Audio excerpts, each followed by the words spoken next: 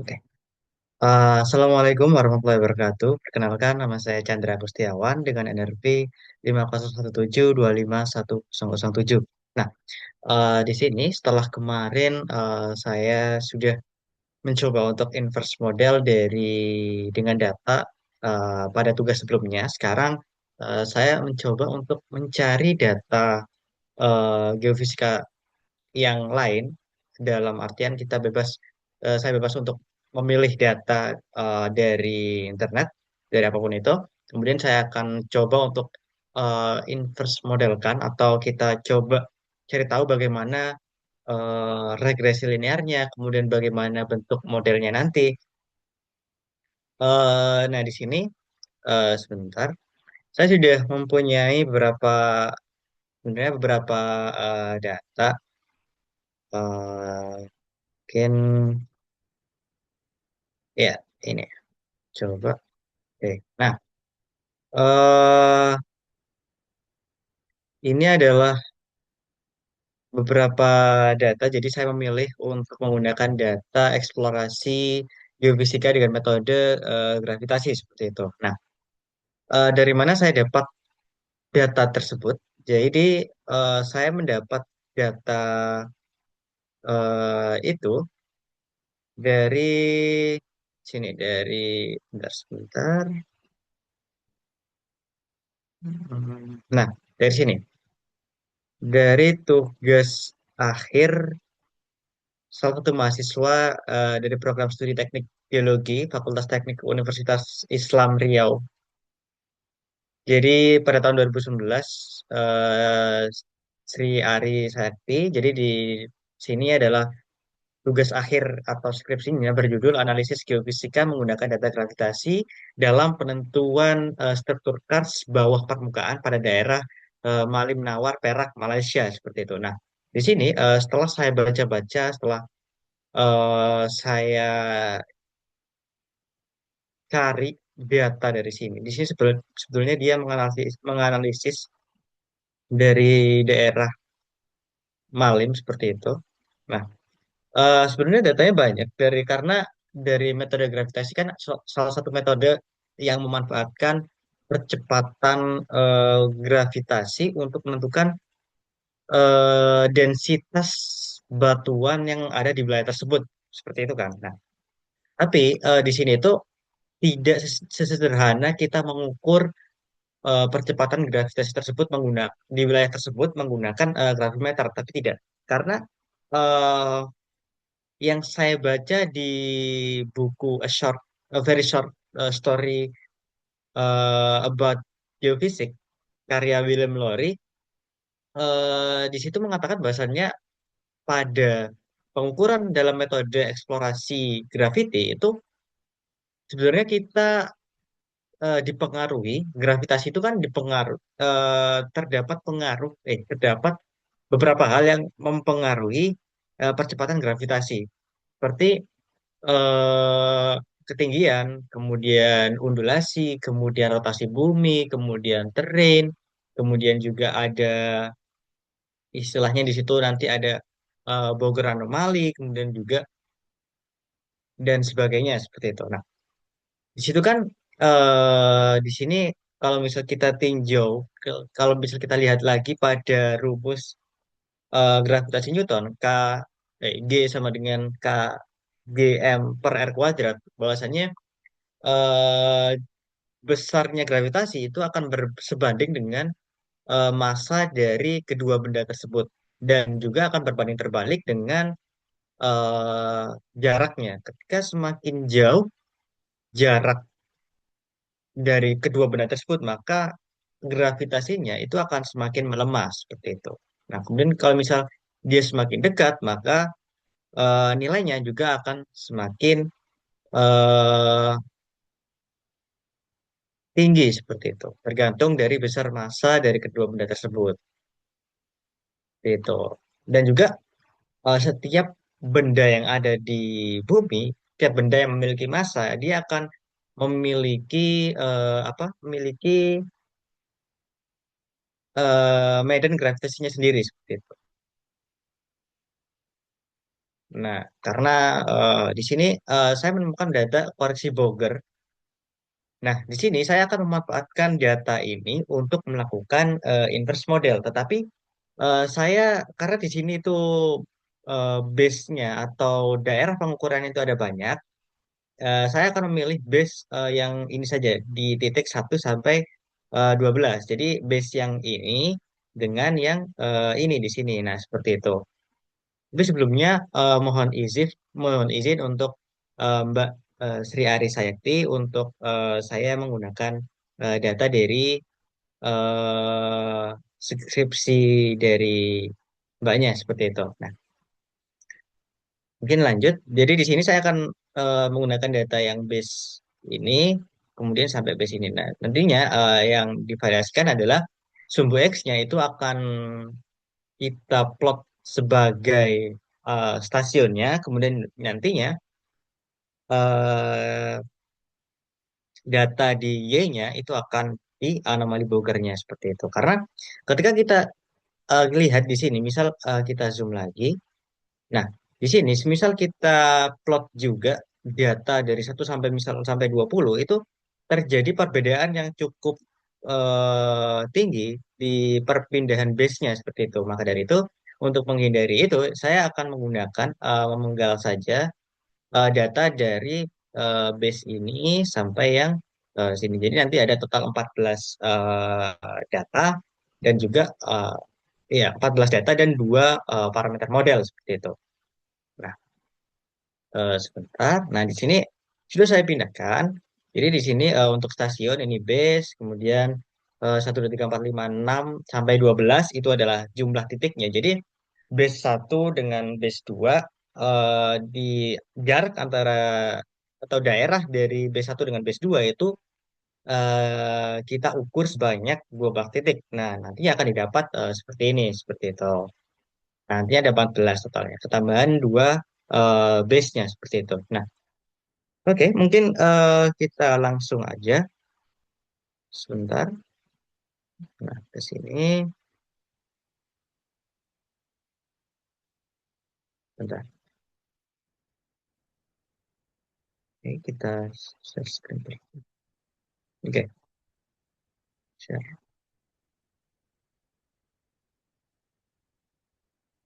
Bentar. Eh, apa ya?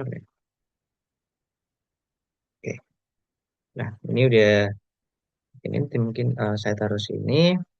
Oke, jadi langkah awal dalam kita melakukan suatu inverse model, terutama di regresi linear, kita tahu bahwasanya nanti ya kita akan melakukan 5 step penting atau 5 langkah-langkah. Yang pertama adalah mengimport library apa saja yang akan kita gunakan.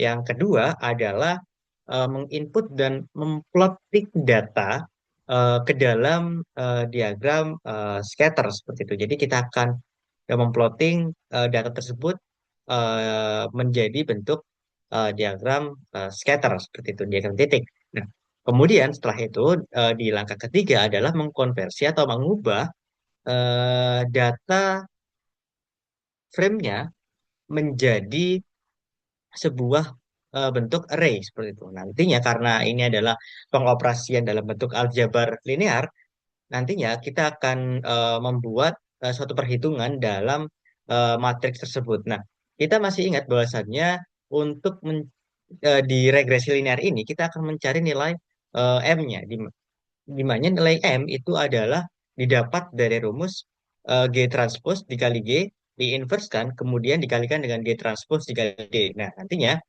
matriks G itu adalah matriks kernel yang isinya adalah parameter model dan jumlah datanya seperti itu.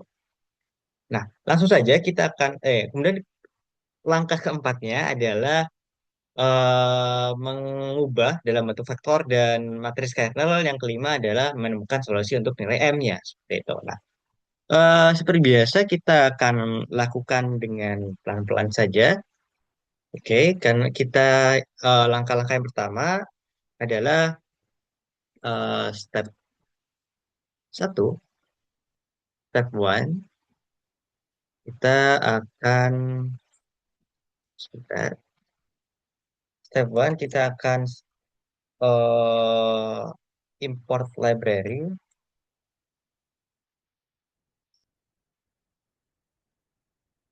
itu. Nah, apa saja sama library yang kita gunakan itu adalah tiga library yang masih sama seperti kemarin. Jadi ada apa saja? Bila teman-teman masih ingat di tugas sebelumnya yang saya buat, di situ terdapat tiga library penting yang akan kita gunakan dalam inversi model seperti itu. Nah, yang pertama adalah kita akan gunakan import NumPy. Eh, NumPy as NP.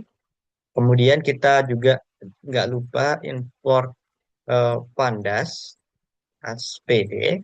Kemudian juga kita untuk menghadirkan gambar atau men-showkan atau istilahnya ya, ya untuk mengplot data tersebut kita butuh yang namanya matplotlib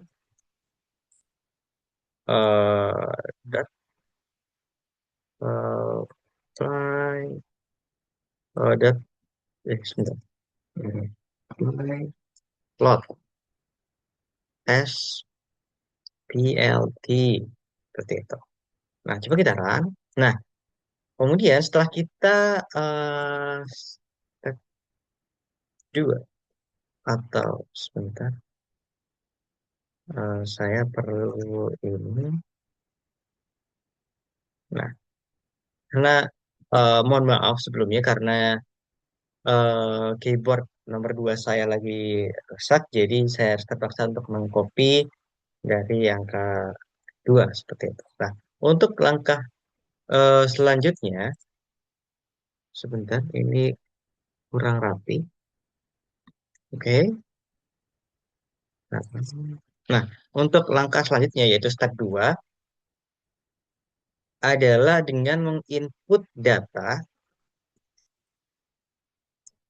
input dan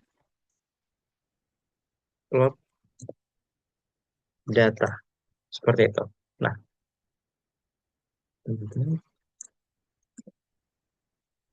oke. Nah, untuk yang step kedua adalah input dan plot data. Kita coba misalkan kita punya data di sini. Kita punya data yang dimana isinya adalah kita kasih nilai X itu adalah eh bentar, kita perlu 1,2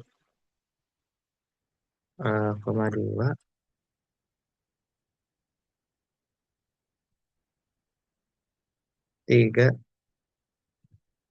4 5 6 7 8 9 10 11 12 bentar, 13 dan 14. Jadi kita akan perlu untuk eh, dari 14 data. Kemudian juga kita akan yang namanya nilai Y-nya, kita akan input nilai Y. Apa saja yang menjadi nilai Y adalah ini. Saya akan copy di sini di Excel ya karena bentar, copy.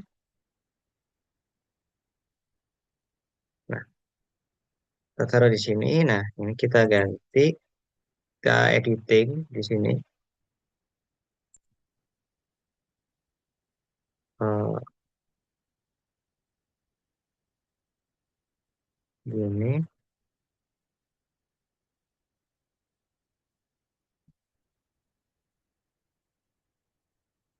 dan gini.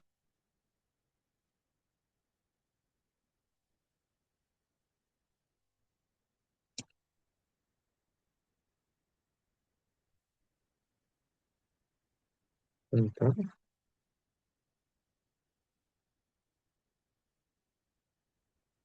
Nah, ini kita ginikan aja.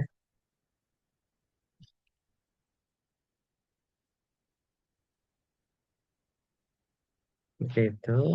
Kemudian kita cek lagi. Oke, benar. Kita lanjutkan. Nah, karena format di Excel dan di Python itu beda. Jadi kita nggak boleh pakai, kalau kita misal mau pakai koma, sebenarnya kita nggak boleh kita, pakai eh, ini koma yang utuh seperti, tapi kita harus pakai titik karena biasanya nanti nggak keluar datanya. Coba ya,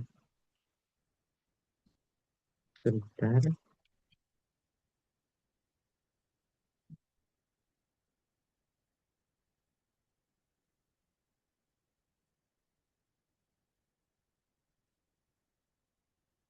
Ini,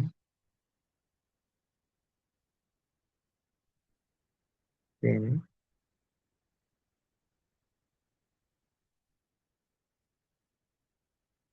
Nah,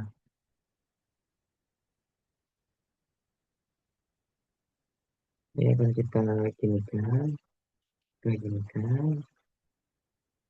Nah, tinggal kita ginikan, ginikan. Ini habis itu kita tutup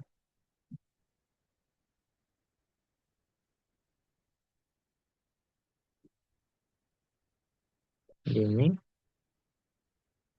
Terus kita itu pakai ini. Nah, seperti itu. Kemudian, misal kita punya data bebas. Ini adalah data bebas. Kita ibaratkan dengan data bebas itu adalah kita akan coba untuk munculkan datanya menggunakan pandas, pandas.data frame. Apa yang kita mau munculkan adalah datanya. Seperti itu. Nah, kemudian kita munculkan saja data bebas seperti itu. Nah, ini sudah masuk, sudah apa istilahnya kita datanya, kita data frame. Kemudian yang selanjutnya adalah memplotting nilai dari ini di data frame ini, kemudian ke eh, scatter seperti itu. Kemudian coba saya plot data bebas, dot plot karena kita mau find scatter. Ya, kita di sini kemudian nilai apa yang menjadi sumbu X dan sumbu Y. Misal kita yang X adalah nilai X, Y sama dengan nilai Y, seperti itu. Nah, kemudian juga kita misal mau C-nya itu kita mau pakai warna apa ya? Merah aja lah kali ya. Kita mau pakai merah, kemudian untuk em, markernya kita pakai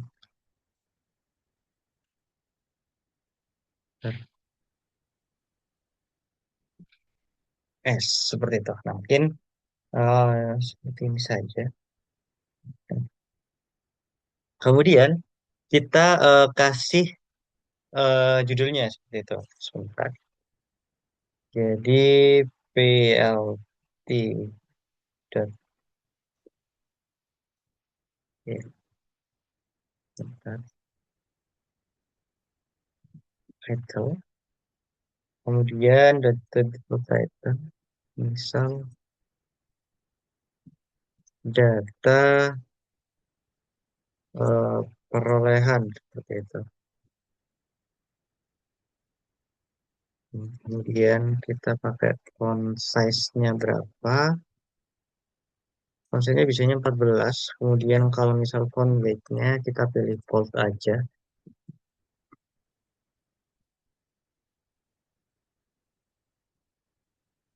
Bold itu. Kemudian kita coba ini kita copy. Kita PLT dot X label seperti itu. Eh, Nilai X. Ya, kita pilih 12 aja. Mungkin. Bentar 12. Copy 12. Kemudian font black-nya bold. Kemudian kita coba besarin lagi untuk yang PLT label seperti itu.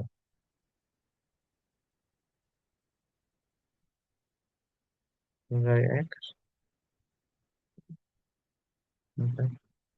Nah, sama seperti ini. Kemudian kita akan showkan PLT.show datanya. Empat sintaks. Why? Red sama dengan gini gini gini scatter. Hmm,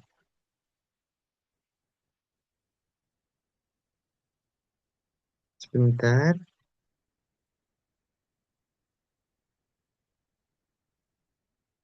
Ada. Oh ini harusnya ini. Nah, nah, seperti ini. Jadi untuk sebentar. Ini kurang. Mungkin seperti ini saja biar lebih nyaman. Oke. Nah, jadi untuk yang ini data perolehannya dalam jika diplot di diagram scatter itu akan seperti ini. Misal ini saya ganti oh gimana? Hmm, sebentar, bentar.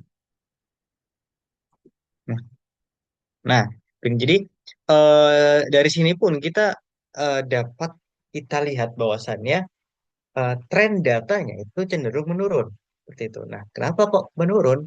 Karena di situ terdapat suatu anomali di situ. Nah, nantinya setelah kita coba lagi, ini kan masih dalam scatter, nantinya terdapat nilai error, kemudian nilai regresinya. Nah, ini akan turun. Jadi istilahnya korelasinya itu bukan korelasi yang positif, tapi korelasi negatif. Jadi semakin besar nilai dari X-nya, maka nilai ya, maka nilainya juga akan semakin kecil seperti itu. Ini kan semakin ke sini itu kan semakin kecil seperti itu. Nah, kemudian setelah kita eh, ini kan, maka yaitu muncul istilahnya step yang ketiga. Setelah kita sukses untuk di step yang kedua, maka selanjutnya adalah step yang ketiga. Step tiga. Step tiga adalah convert to array. Jadi kita akan mengubah ininya dalam bentuk array seperti itu. Maka kita perlu X sama dengan dan Y itu juga sama dengan. Nah, untuk memunculkan ini kita pakai ini aja NP array eh, data data bebas. Terus kemudian dalam data bebas itu kita pakai nilai X. nilai X, iya tuh. Kemudian, bentar, nilai X, kemudian kita eh, reshape seperti itu. Nah, kita reshape, sebentar. Kita reshape dengan karena nantinya itu akan matrix inverse, kita reshape itu. Nah, di hal yang sama itu kita lakukan di yang ini udah bebas nilai Y reshape 0 seperti itu. Jadi nantinya kita akan mentranspose terlebih dahulu seperti itu. Nah, kemudian kita coba munculin eh print fx sebentar, eh,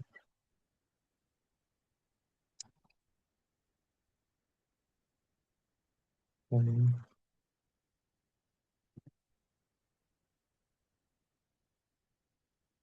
begini. Kemudian juga kita print juga atasnya ya seperti ini. Kita print untuk ini adalah FY, ini adalah ini.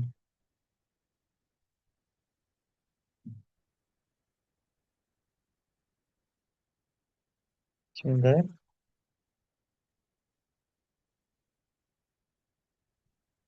data bebas nilai X.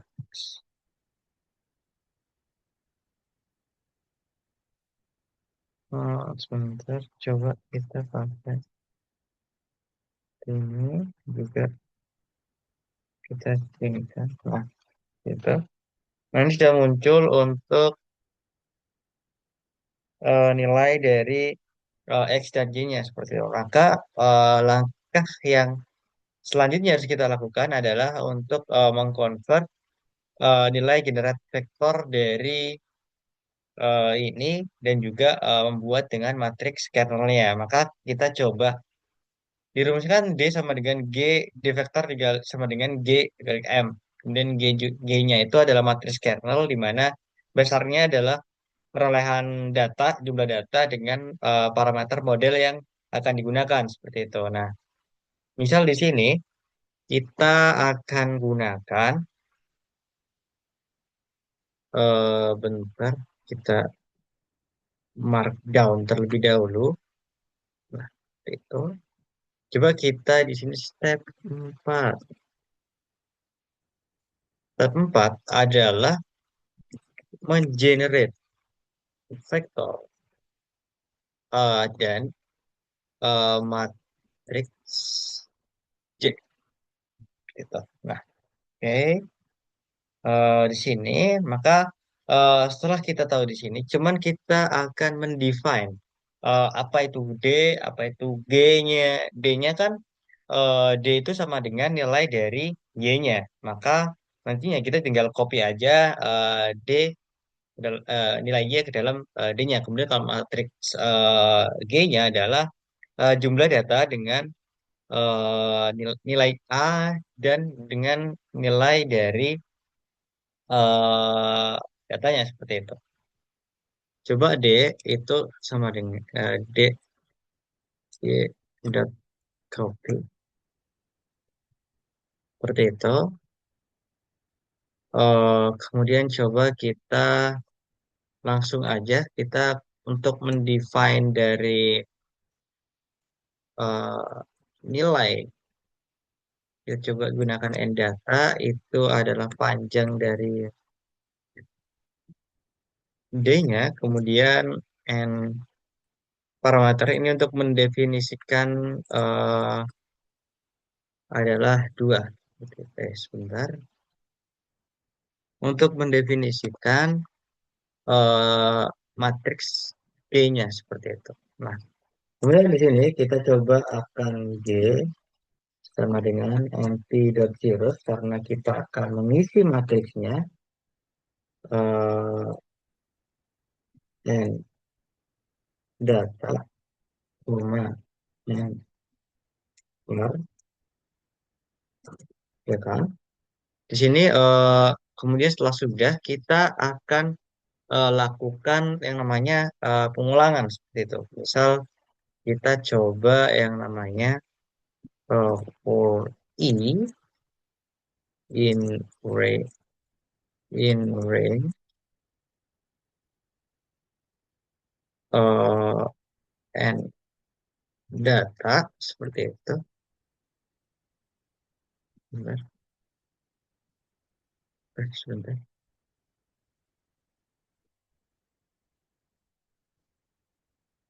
Eh, ini, nah ini. Kemudian untuk G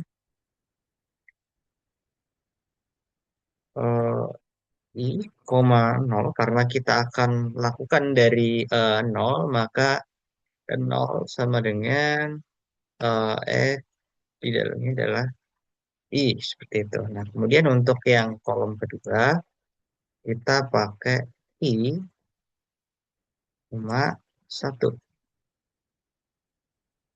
satu sama dengan adalah satu.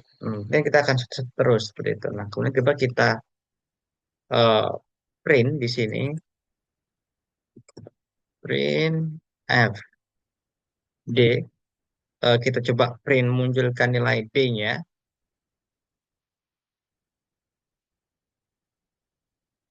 itu. Nah, kemudian juga kita akan print juga yang namanya F home yang apa? G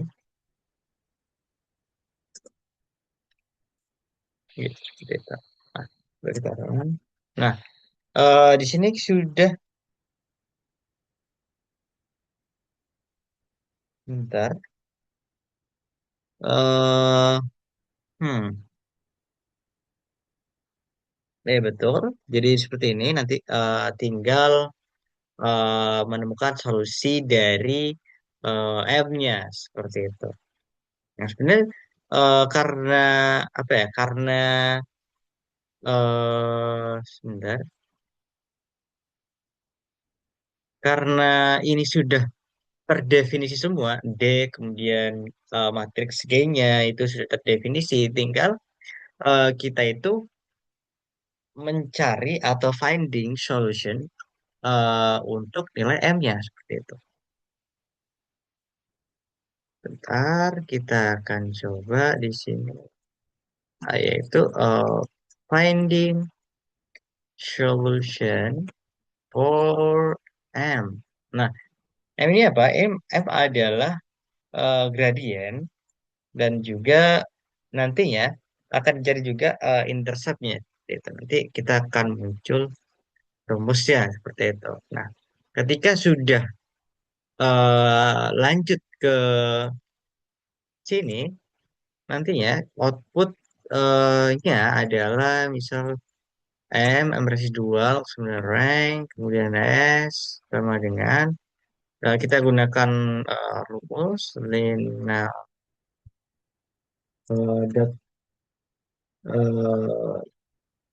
bentar less less square G, koma G itu. Kemudian juga nantinya kita definisikan apa itu slope sama dengan float M. Nah, seperti ini. Kemudian juga intercept sama dengan adalah float eh, M satu karena itunya nanti adalah satu, maka kemudian kita juga nyari nilai errornya yaitu residual. Ini kita ginikan float juga kita gunakan float juga seperti ini. Nah, Jadi setelah ini kita mau kan cari perhitungan D-nya seperti maka di sini dekal bisa kita gunakan sama dengan G dikali dengan M sebetulnya. Maka coba simbol X, simbol X,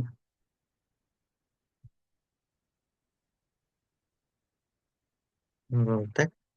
Nah, bentar, kita copy terlebih dahulu. Maka untuk ini dikali dengan M, maka untuk seperti ini sudah kita coba untuk plot lagi nilai dari X, D, koma, coba RO, kemudian marker size-nya kita coba pakai berapa? 8, 8 ya 8 deh. 8, koma, kemudian labelnya eh, bisa kasih observe data. Nah, ini adalah sebenarnya ini plotting dari yang langkah ketiga, kedua tadi yang ini. Tapi nantinya akan ditambahkan nilai dari plt.plot eh, x, decal, kemudian koma, yang ini adalah untuk garisnya seperti itu. Kita coba pakai B strip, kemudian marker size-nya itu kita kasih 6 aja. Kemudian label kita kasih uh, calculated data. Kemudian di sini, nah, kemudian kita untuk memberikan ininya kita coba untuk copy yang ini aja biar cepat. Copy. Nah, ini untuk sebentar. Nah, PL tidak title, jadi data misal kita titlenya apa? Misal apa ya? Data perhitungan gitu. Inverse model eh with gravity method seperti itu.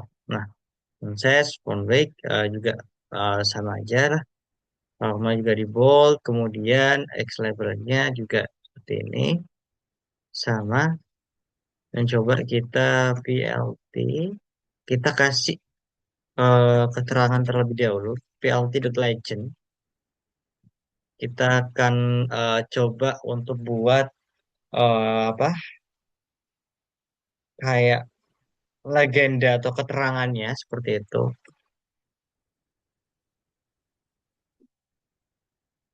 Sebenarnya dari sini pun coba kita run itu juga bisa teman-teman. Kemudian eh, cuman kita coba yang kayak kemarin itu.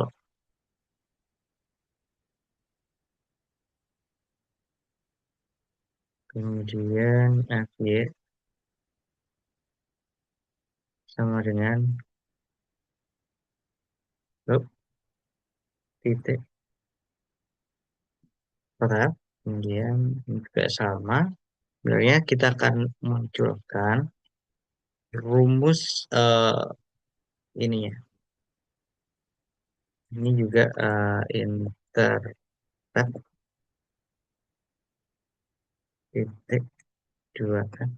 Oh, tiga. Dua aja. Oh, bentar, bentar. Saya lupa.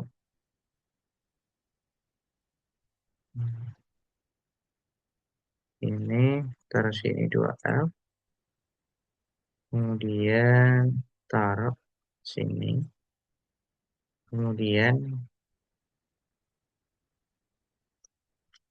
seperti itu. Kemudian juga kita akan mencurahkan nilai seperti itu. Nah, sama dengan R titik 4. Nah, seperti itu.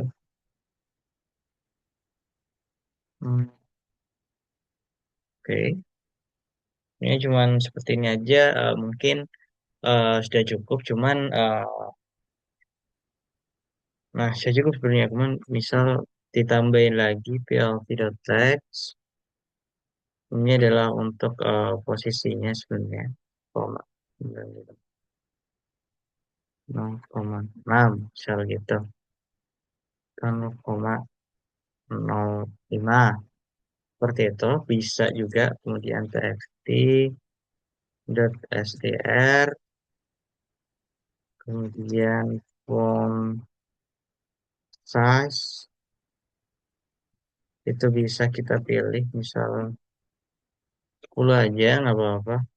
Kemudian eh, transform untuk PLT. Sebelumnya ini rumus yang memang digunakan dalam untuk jika kita ingin bervariasi di CA trans access. Dan juga kita plot vertical line. Nah, kita taruh di bottom. Kemudian itu horizontal alignment-nya itu di uh, kanan seperti itu. Nah, kemudian ini adalah variasi untuk memunculkan biar lebih berwarna juga. Terus color, misal kita kasih green aja. Ini kuning bagus, cuman pengen next color, misal light yellow,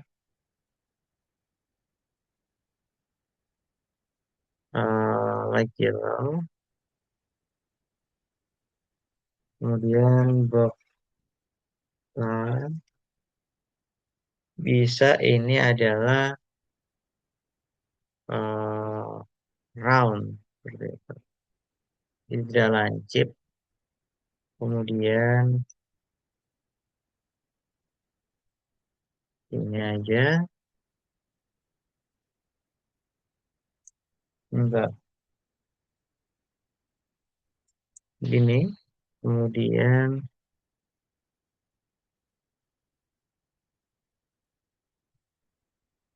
0, seperti ini. Lalu kita coba penalty dot show. Oh, pt dot show. No, penalty. Oh, dari mana? Nah, ini teman-teman.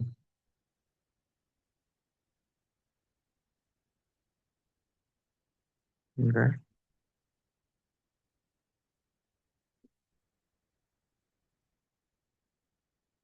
Hmm, hmm.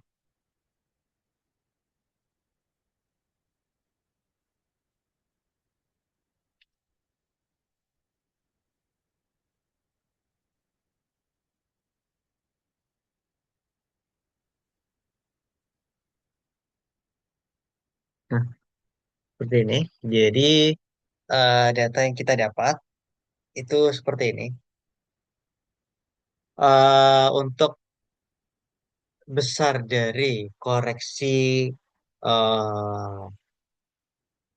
apa bogernya itu cenderung memiliki korelasi negatif. Jadi dari sini dari base kemudian dari base satu kemudian dengan base 2 itu menunjukkan densitasnya itu akan semakin menurun seperti itu. Nah, karena di sini turun maka densitasnya itu juga akan semakin menurun seperti itu. Bentar ini coba saya pindah di lab. Nah, bawah di bawah kiri. Bentar. eh Kalau di 0,5 misal. Nah, 1 misal. Nah, ini di 0,0 aja. Oh, jangan di 0,01, 2, 3. Nah, gini. Jadi seperti itu untuk jadi di base yang satu dari data tersebut dengan base yang kedua itu menunjukkan adanya penurunan densitas. Ditunjukkan dari sini untuk anomali Bogernya itu semakin turun, jadi densitasnya semakin rendah, maka di situ juga batuannya memiliki densitas yang rendah dan juga istilahnya misal strukturnya ditemukan rongga, kemudian kebetulan juga itu kan karst. Jadi bentang alam karst itu identik dengan rongga-rongga yang ada di bawah permukaan. Jadi ketika kita ukur, memang wajar ketika kita mendapat percepatan gravitasi yang rendah karena di bawah sana itu terdapat rongga atau ruangan kosong hasil dari apa ya, reaksi kimia seperti itu. Nah, disitulah asal dari apa penurunan atau korelasi negatif terjadi seperti itu. Nah, untuk rumus atau rumus dari itunya sendiri bisa sama dengan minus 0,0894 x ditambah 1,26. Kemudian juga nilai errornya besar nilai error atau ya range data hasil observasi dengan hasil perhitungan yaitu errornya sebesar 0,0379% seperti itu. Jadi kurang lebihnya masih apa ya sangat bisa ditoleransi seperti itu. Nah, itu juga. Nah, korelasi yang turun ini itu menandakan bahwasannya itu tadi di bawah permukaan ini terdapat rongga, kemudian atau terdapat apa ya batuan yang memiliki densitas rendah sehingga nantinya anomali gravitasinya itu akan seperti ini, seperti itu. Nah, kalau misal anomali anomali gravitasi negatif itu dia akan membentuk suatu cekungan. Kemudian kalau misal anomali gravitasi positif itu akan sebuah tercipta undulasi. Kemudian kalau misal gravitasi normal ya cuma lurus saja seperti itu. Nah mungkin sekian dari saya. Kurang lebihnya saya mohon maaf dan terima kasih juga untuk Mbak siapa tadi Mbak Sri Ari Sakti karena sudah datanya saya pinjam untuk melengkapi tugas pemodelan data geofisika dengan dosen pengampu Pak Dharma Runglabi. Gitu. Jadi mungkin sekian saja dari saya. Kurang lebihnya saya mohon maaf. Sekian. Wassalamualaikum warahmatullahi wabarakatuh. Sebentar akan saya tutup. Oke, di sini. Nah, sampai jumpa di rekaman selanjutnya. Terima kasih.